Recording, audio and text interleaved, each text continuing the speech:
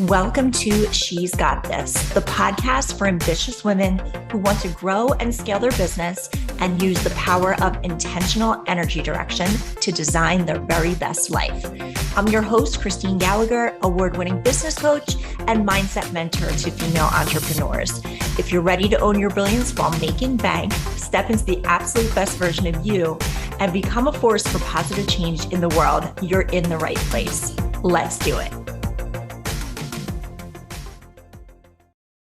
Hey everyone, it's Christine. Welcome to the show. Today, we are talking about a topic that is a topic of confusion for a lot of entrepreneurs when they are new in business, but also when they've been established in business. So no matter where you're at, this can be a bit of a hairy subject, and it's all about pricing.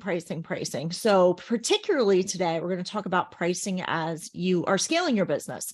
So just as a side note, there are really four main things that I help my clients with in my business. One of them is how to, as I refer to it, captivate people, which really talks about attracting leads, how to get people to find you, how to get people attracted to your content and want to be a part of your community. The second piece is about nurturing, which is about growing that know, like, and trust and keeping your audience warm, as it were. And then the third piece is what I refer to as activating, which is activating people to become buyers. So turning from social media contacts and followers and subscribers into customers and clients. And then the fourth piece is scaling. If the person is at that place in their business where they're ready to scale, or they're just looking ahead and seeing, okay, I do want to eventually scale this business. I do want to scale my business model. And we look at all the things that go into doing that. So if you're listening to this, no matter if you are ready to scale or feel like maybe scaling is not my thing right now, maybe in the future, it will be something that I'm ready to do. It's okay, because this information is going to serve you whether you're ready to jump into doing that now or doing that later. And just to remind you what scaling is all about, it's about making more money without necessarily adding more time and clients, and really looking at how to leverage yourself, typically with systems and team and automation. So one of the things that I have heard many times over my years as a business coach is the question of, can I really charge that when it comes to pricing programs and services? And there was a term I heard about years ago that I still talk about because I love the description of it, and that is price elasticity. So price elasticity is a thing, and what it is really the truth that you set your price and it could be pretty much anything you want. So are there some guidelines and best practices around pricing? Yes, but you also should know there's no hard and fast rule, and it's really and truly up to you. So pricing your stuff really will depend on your answers to four specific questions. The first one is looking at, what are the results worth to your client? So the results that you create with your product, your service, your program, what are the results worth to that client in their situation? So to break this down a little bit further, we're talking about what results you're creating with your clients and creating for your clients. And as a result of the work with you, what do they actually get to experience? So what is the overall experience that they have with you? And what is transformative or life-changing even about the results that you create for them, whether that's in their business, their relationships, their health, their life, and then really considering the impact here on all areas of their life. This is something I've talked about on other podcasts, but looking beyond just surface level. So if you are, let's say, a business coach, yes, you are going to create an impact in the financial part of their world. But you could also look underneath that and say, okay, how would this actually affect other things like their relationships or their health or their spiritual well-being? And one thing you can think about is, okay, let's say you're a health coach. Well, is there anything that might have to do with digging deeper and helping them with their money situation? Well, possibly, because if they are spending tons of money on their ailments or using a lot of their time to work on health problems, obviously that affects money as well. So that's what we mean there. And then, of course, the other thing to think about is what are both the short-term and the long-term results that you provide for your client. So that's the first question. What are the results that you create worth to your client? The second question is, if they don't do it, meaning work with you, hire you, what is the cost to them? First, for example, what happens if they stay where they're at? What happens if they don't make changes? They don't do something about their issue, they stay in the same spot, and let's say they look ahead a year from now and they're still in that same place. And of course, again, this affects more than just one area of their life. Typically, you want to look across all areas of their life. That could be money again, spiritual well-being, their health, their relationship. And you want to think about short-term and long-term costs, right? So what is happening right now that's costing them? What is going to happen in the future if this continues to go on? And typically, the sale is what happens here. It happens at this point where you really make clear to them and you really understand what the cost is for them to not do something about this. The third question is, what is it actually worth to you, the business owner? Because we are talking about pricing. So we need to look at, okay, if I want to price this program or service, what does that actually mean for me if I price it at X, or what does it mean if I price it at Y? So another way to think about this is to ask yourself, what is the minimum price that you will accept for your time? Another piece of this is looking at whether there are expenses or overhead to consider. So for the minimum price piece, it's about thinking in terms of, if I price it at this number, and this client ends up being, let's say, challenging or using up a lot of your time, will you feel resentful about what you've priced this offer or program at? And of course, with expenses and overhead, many of us are, of course, running online businesses. So we are blessed in the sense that we may not have a brick and mortar or lots of inventory, but there are, of course, expenses and costs of doing business to factor in. The fourth question is, who are you actually being? BE in capital letters. So, for example, a 3-month program that delivers similar content and results can be priced at, let's say, $1,000 by one person and $25,000 by another person. So that's a huge gap, but your being really is what plays into this. So your being is made up of things like emotions and your environment and your thoughts and things like frequency. And it affects how willing you are to be visible or to really make bold claims. And it also is about your confidence and your positioning and how much you are willing to charge. And again, why? Because it all gets down to who you are being. Another question asked is about your bigger vision.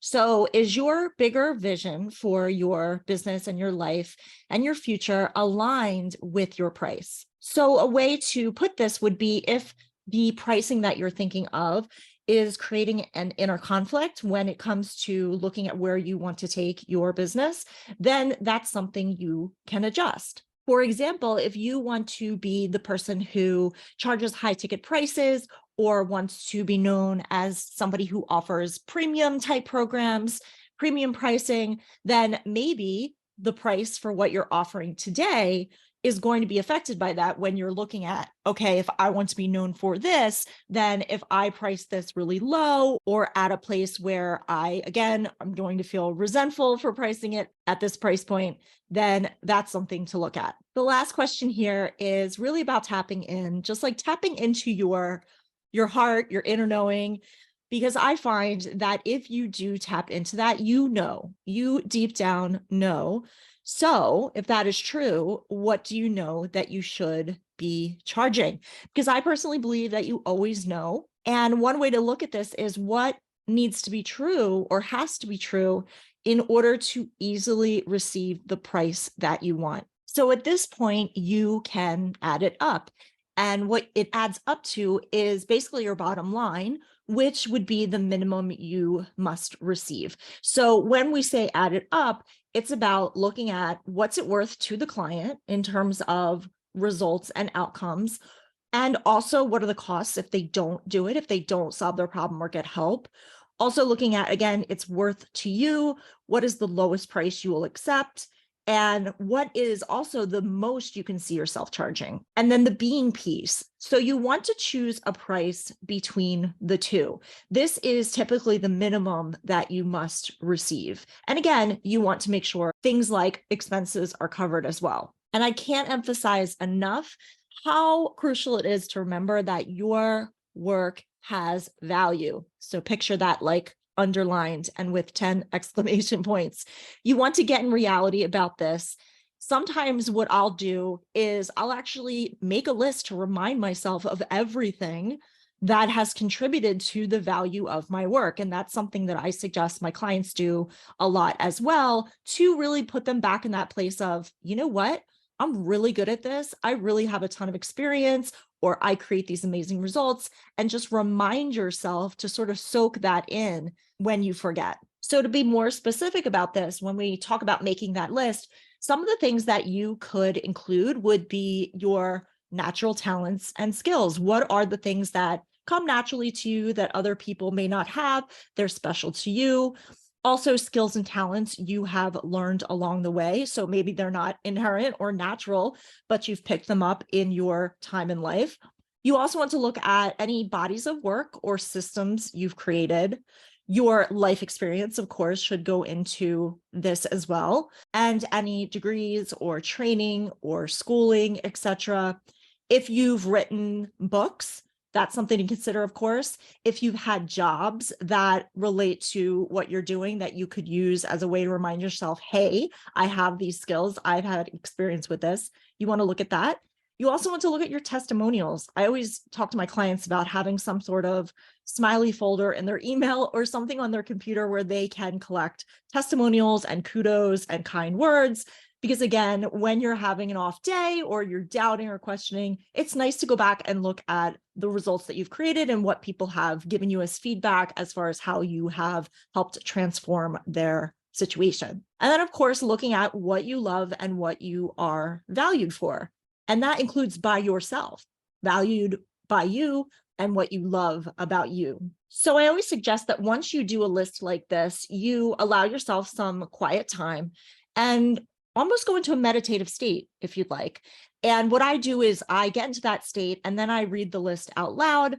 I go slow, I read it very carefully, and I let it soak in. I let every word really sink in.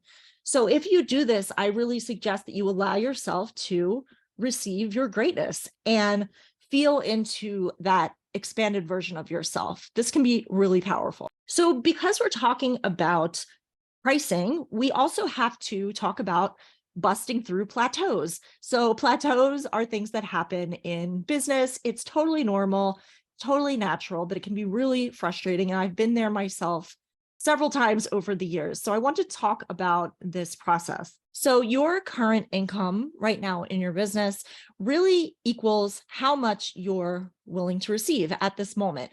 And this reflects your beliefs.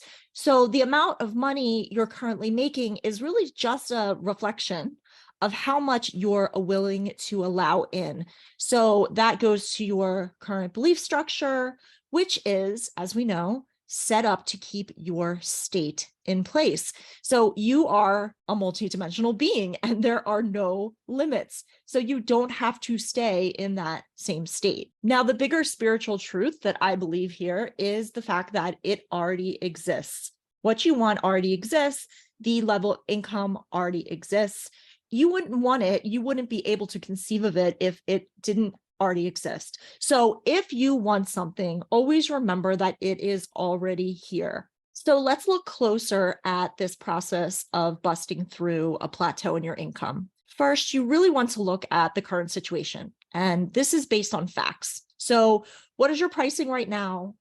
What is the size of your audience right now? How many people are on your list? What kind of people are on your list? Be really fact-based here. Next, you want to look at, in order to do this, to bust through this plateau you're experiencing, what has to be true in your head? And just as a simple example, it may be that you believe the truth is you're a badass at what you do and you have an amazing level of experience backing that up, and you believe that you are the best person for your clients to work with to get the solution that they're looking for. And then you can tap in and see where the resistance might be, because it is common to have resistance come up, and you can just get quiet and really tap in, like, what is the story that's going in there? Where is this resistance coming from? What are you afraid might happen or not happen, let's say, if you doubled your prices? Then you can look at what might you lose that is something that you value. This is about looking at how can you support yourself in having this not be an issue. So a simple example of this might be if you raise your prices and run a different kind of program, maybe with more clients or just higher level clients, you might think, okay, I'm going to lose more of my free time in my life. I'm going to be busier. So getting reality about this really means looking at, maybe there are systems and automation that you can put in place that would make this not such a problem, where you keep getting caught in the resistance about, oh my gosh, if I price this way or if I make these tweaks in my business, I'm going to lose something. Because a lot of times we can make this big monster in our heads seem bigger than it really is. When we get real, there are practical things we can do to alleviate that. Then you want to look at, okay, what is my actual goal? And what is my very next step? For example, maybe it's that you want your business to be at consistent $10,000 months going forward. And you've uncovered that one way to do this is, for example, changing your pricing and upping your pricing from what you're currently charging. Then look at what support you can actually put into place. So this could be support for your physical system, your nervous system, your perception, your mindset, support for where you know that you come up against resistance or where you actually end up stopping yourself so that you don't continue to stop yourself at that certain point. Then, of course, one of my favorite pieces is, what tools can you use that are somewhat woo or what you might consider spiritual? I have a whole toolbox full of tools in this realm that can also support me in this as well. Because again, pricing can be one of the things that really helps us grow, stretches us, and can make us uncomfortable at times.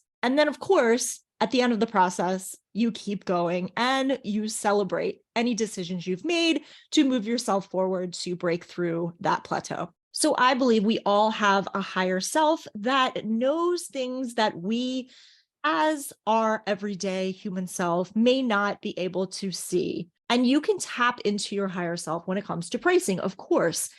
First of all, look at, what do you actually want to be charging? And this is about considering your bigger vision and what is aligned pricing for the clients that you are serving in that bigger vision.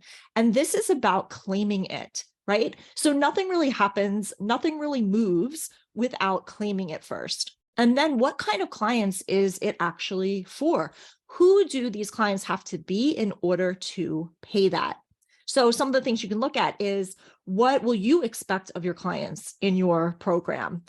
And is there a mismatch with your current clients? This has happened to me several times over the course of my business, where I realize I need to pivot because there is a mismatch between what I am expecting my clients and the type of clients that I've been attracting. And then, of course, another piece here is, do you need to adjust your pricing to be in alignment with that bigger vision? Then on a practical level, it's about looking at, what is your current situation?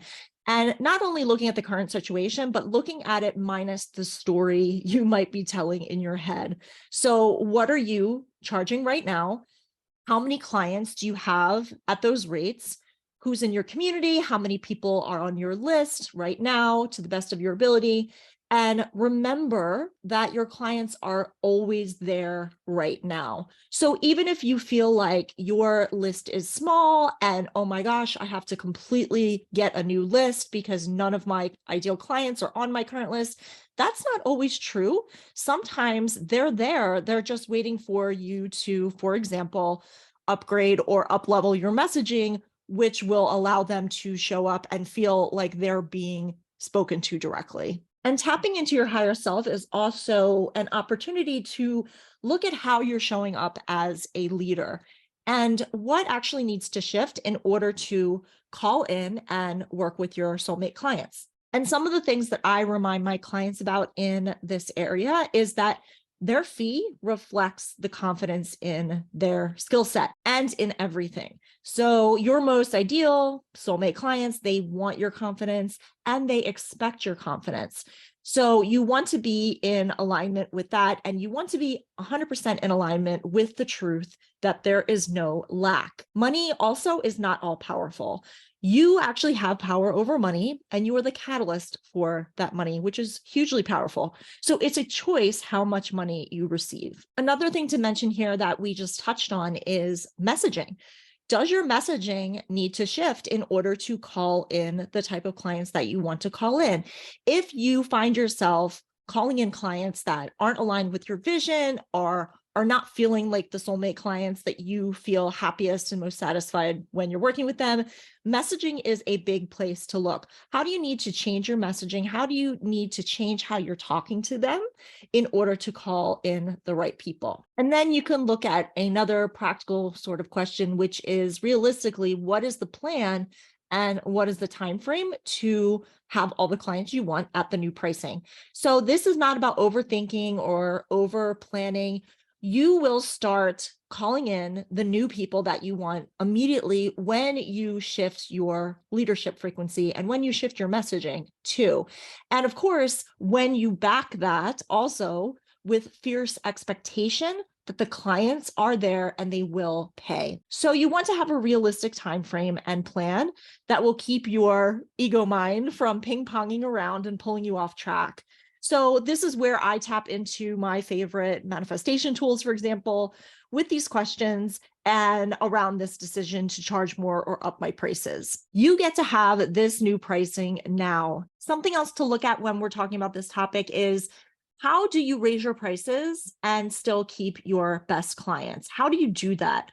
Well, practically, you can start by looking at a date, picking a date by which you'll charge your new rate to new clients. And if I were you, my suggestion would be to make this effective immediately. Then pick a date by which you'll charge your new rate to current and past clients. So ultimately, it's up to you. Here's one option. The first time you raise your fees, you only raise them for new clients, for example. However, you let your current clients know that your rate is going up and you're not going to be raising it for them. That's one way to do it. The next time you raise your fees, then let's say in 6 months, raise your fees for your current clients who are still at the old rate. So this is actually very reasonable to do, and it gives your clients very little room to object. Then you can share your new rate with your current and your past, if you'd like, clients. And when you contact your clients to let them know of your new fees, you always want to lead with the value that they have been receiving. You don't want to lead with the new rate. So for example, you might shoot them an email that says something like, "We've been working together for the past 9 months. When I look back on all that we've accomplished for you, we have XYZ," which would be the results that you've created. "I'm thrilled for you, and I'm so excited that we continue to get to work together. And I wanted to let you know that I'm adjusting my fees starting next month. So the difference between the current fee and the new fee is X, whatever that number is." So another pro tip here is to always focus on the difference in your fee increase, not the new amount. So the difference is easier to talk about and easier for your clients to process because they're focused on an incremental increase rather than the whole new bigger number. And again, to bring this all back to what it's really about in terms of your confidence, remember, you do get your clients results. Keep your focus on that to feel confident in your fees. Thanks so much for listening. If you enjoyed this episode, I would love it if you could leave me a review on iTunes or share it with someone else who would find it helpful. To stay connected with me, please visit shesgotclients.com and sign up for my email list at the bottom of the page. Or feel free to share this episode on your Instagram and tag me at Christine G, and I'll repost you. I would love to share this with as many people as possible. I love you. Until next time, keep shining your light.